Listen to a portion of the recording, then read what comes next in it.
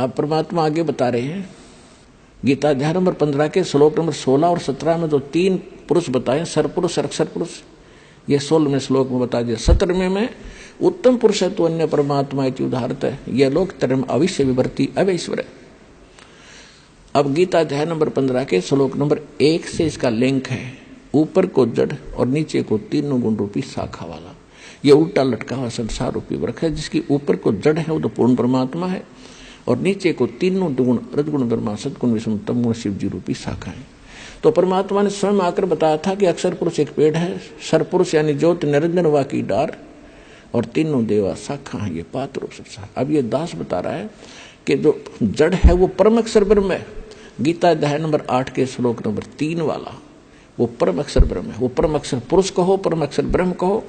और गीता अध्याय नंबर 15 के श्लोक नंबर अब 17 पर आते हैं, उत्तम पुरुष है तो अन्य परमात्मा इति उदाहरत है, यह लोक तरम अविश्य विवर्ती अवैश्वर। उत्तम पुरुष, पुरुषोत्तम यानी श्रेष्ठ भगवान, जिसको परमात्मा कह सकते हैं, कहा जाता है, जो वास्तव में अविनाशी है, जो सबका धारण पोषण करता है, सबके तीनों लोकों में प्रवेश करके सबका धारण पोषण करता है, वो अविनाशी परमात्मा है। वो परम अक्षर ब्रह्म है, वो संसार रूपी वृक्ष की जड़ है, जिससे सबकी परवरिश होती है। पूरे वृक्ष की परवरिश जड़ से होती है, मूल से होती है। तो वो परम अक्षर ब्रह्म जो है वो जड़ है पूरे संसार की, वो परम अक्षर ब्रह्म है।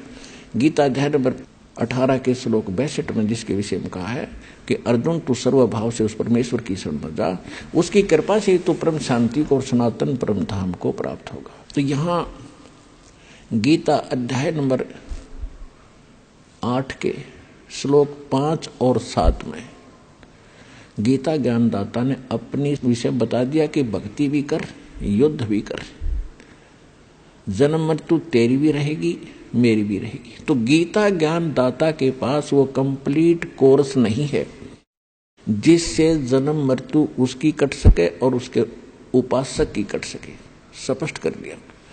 अब वो कहता है कि उसके लिए तत्वदर्शी संतों ने खोज ले। तो इस विषय में आज तत्वदर्शी संत ये रामपाल दास है, जिला हिसार, हरियाणा।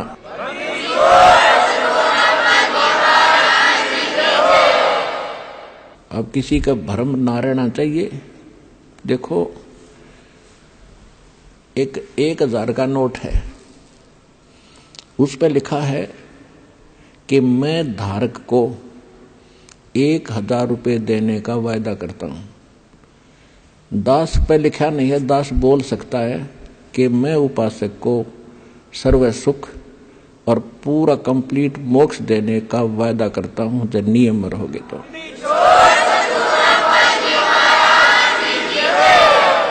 तो पुण्यात्माओं, बिना बताए पता कैसे चले? स्वयं परमात्मा आए थे, 120 वर्ष रह के चले गए। हम लाल की पहचान करना जानते नहीं, इस कारण से मार खाते रहे।